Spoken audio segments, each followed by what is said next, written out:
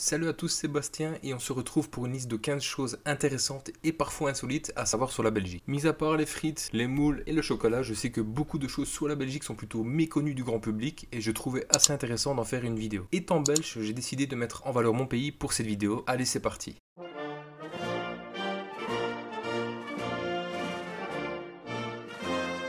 La Belgique est un royaume. Même s'ils sont très discrets, nous avons un roi et une reine à la tête du pays. Depuis la création de la Belgique en 1830, les rois se succèdent de père en fils et depuis 2013, Philippe est le roi des Belges. La famille royale habite à Laken à Bruxelles et fait son apparition lors de moments importants comme pendant la fête nationale qui se tient le 21 juillet. Le roi possède le pouvoir exécutif fédéral, il nomme les ministres, mais son rôle est davantage de suggérer ou de mettre en garde lorsqu'il y a des tensions au sein du gouvernement, donc il ne sert pas à grand chose. La Belgique est un état fédéral, c'est-à-dire qu'il y a un gouvernement central, mais le pays est divisé en 3 régions et en 3 communautés linguistiques. Pour faire simple, il y a 3 régions, la Wallonie, la Flandre et Bruxelles-Capitale, et 3 communautés différentes, la Wallonne, la Flamande et la Germanophone. Et ces régions et communautés sont chapeautées par un gouvernement fédéral. Cette complexité illustre la difficulté d'avancer sur certains projets et les petites querelles entre régions. Mais cette particularité a comme avantage de rendre un si petit pays très diversifié. Donc si vous avez bien compris, il y a énormément de problèmes entre la Flandre et la Wallonie. Avez-vous déjà entendu parler des cuberdons? Je ne pense pas parce qu'on en trouve uniquement en Belgique. Le cuberdon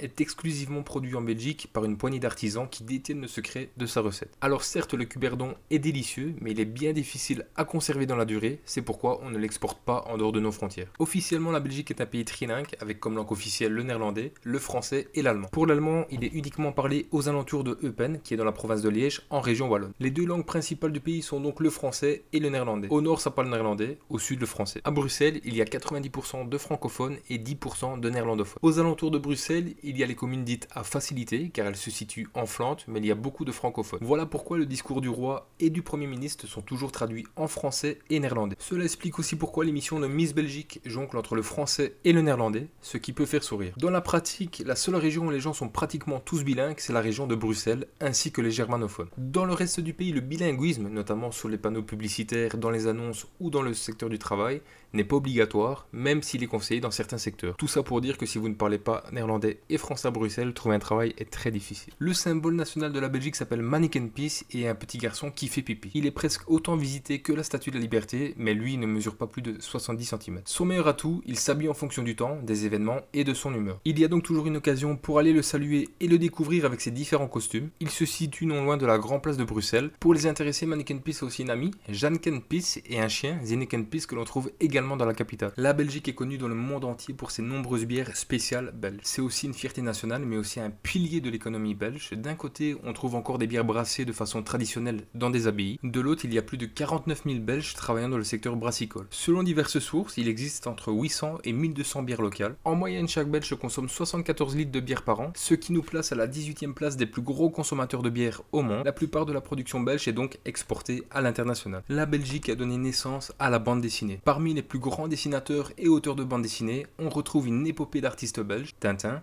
les Schtroumpfs, Lucky Luke, mais aussi 13 et Largo 8, pour ne citer que, sont bien belges. Pour les amateurs de BD, c'est simple, toutes les BD sur Terre, si elles ne sont pas japonaises ou américaines, sont belges. Vous pouvez aller faire un tour au centre belge de la bande dessinée, à Bruxelles, ou au musée Hergé, à Louvain-la-Neuve, pour faire plein d'infos sur le sujet. La Belgique a inventé le saxophone. Bon, ce n'est pas la Belgique, mais Adolphe Sax, qui est l'inventeur du saxophone. Adolphe Sax est originaire de Dinan, et il est à l'origine de cet instrument de musique indémodable. On en parle très peu, mais si vous faites un tour dans la ville de Dinan, en région namuroise, je vous le recommande parce que c'est une ville magnifique. Vous aurez l'occasion de visiter le musée du saxophone pour en savoir davantage. La Belgique possède le plus long tramway du monde. Il s'appelle The Belgium Coast Tram et s'étend sur 68 km entre Knokke et De Panne. De la frontière néerlandaise à la frontière française, ce tram fait 69 arrêts et circule généralement toutes les 10 minutes aux heures de pointe. Anvers, deuxième plus grande ville de Belgique, est la capitale mondiale du diamant. Plus de la moitié des diamants vendus dans le monde passent dans cette ville étincelante. Anvers est la ville la plus peuplée de Flandre et son port est le deuxième plus grand d'Europe. La Belgique détient le record du monde moderne pendant la plus longue période sans gouvernement officiel. Après 541 jours, la Belgique a juré dans un nouveau gouvernement dirigé à l'époque par Elio Di Rupo. L'aéroport de Zaventem, près de Bruxelles, vend le plus de chocolat au monde. Environ 1,6 kg de chocolat est vendu à la minute et la moitié achetée par mois. La Belgique possède le plus grand nombre de châteaux au mètre carré au monde. Certaines régions ont même 2 châteaux par village. Le château de Gravenstein, situé à Gand, est l'un des châteaux les plus beaux et historiques de Belgique. De plus, depuis le toit, on a une vue imprenable sur la ville de Gand. Il existe énormément de châteaux à voir en Belgique, donc si vous passez par pas la Belgique, n'hésitez pas à faire un petit tour sur votre map parce qu'il y a toujours un château qui n'est pas très loin. La Belgique produit plus de 220 000 tonnes de chocolat par an. La bière de table, appelée pied de bœuf, était servie dans les réfectoires scolaires belges jusque dans les années 1980. Ce genre de bière a un taux d'alcool relativement réduit qui varie entre 1,5 et 3,9% au volume d'alcool selon le pays. Au début du XXIe siècle, plusieurs organisations ont fait des propositions pour rétablir cette coutume car la bière de table est considérée comme beaucoup plus saine que les boissons gazeuses. Voilà, c'est sur cette info que se termine la vidéo. J'espère qu'elle vous a permis de découvrir plein de choses sur mon pays qu'est la Belgique. N'hésitez pas à me donner d'autres infos insolites que je ne connais pas.